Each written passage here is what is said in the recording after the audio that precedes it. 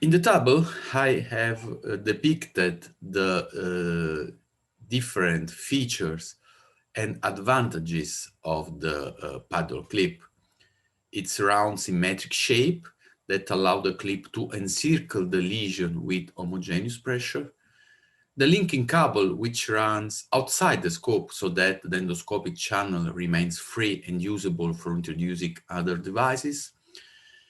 The clip lifts and closes the tissue at the same time when released, so that the clip is likely to be more effective even if the tissue is very fibrotic, so that you don't need to use adjunctive forceps to pull the tissue within the chamber cap.